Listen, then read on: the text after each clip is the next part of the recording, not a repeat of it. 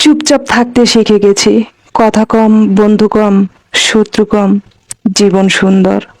সম্পর্কের নাম যাই হোক না কেন, খারাপ সময় যে পাশে থাকে তাকেই সবচেয়ে কাছের মানুষ মনে হয়। ঠিক এ পর্যায়ে চলে গেলে কারো কথা গায়ে লাগে না, কষ্ট লাগে না, রাগ হয় না, কোনো কিছু নিয়ে অভিযোগ হয় না। সেই পর্যায়েই চলে এসেছি। অভাবের চেয়ে অবহেলা বেশি মারাত্মক।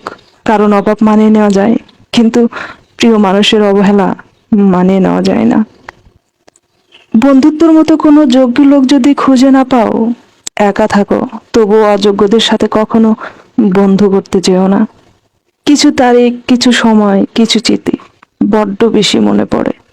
ধাক্কা দিয়ে ফেলে দেওয়ার মতো মানুষের অভাব নেই, কিন্তু পড়ে যাওয়া মানুষের হাত ধরে টেনে তোলার মতো মানুষের বড্ড অভাব। তার সামনে কখনো বড় হতে যেও না, যে তোমাকে বড় করে তুলেছে। যার জীবনসঙ্গী ভালো, তার দুনিয়াতেই আর কোনো বন্ধুর দরকার হয় না। যার জীবনসঙ্গী খারাপ, তার দুনিয়াতে আর কোনো শত্রুর দরকার হয় না। আমি কখনো অর্থের অভাবে অসহায় হইনি। আমি অসহায় হয়েছি প্রিয়জনের মিথ্যে ছলনায়। যাদের মন ভালো তাদের ভাগ্য খারাপ হয়, কারণ তারা কাউকে ঠকায় না, বরং নিজে ঠকে যায়। সাহায্যকারী কখনোই ঠকে না, আর হিংসুকারী কখনোই জিতে যায় না। একটু কষ্ট হলেও একা চলতে শেখো, কারণ যাকে তুমি ছাড়া পৃথিবীতে চলতে পারবে না ভাবছো, সে কিন্তু ঠিকই তোমাকে ছাড়া চলতে পারবে। এটাই বাস্তবতা।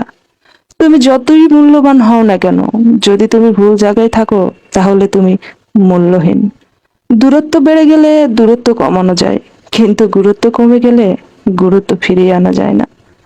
রাগের সময় একটু ভেবে কথা বলা উচিত।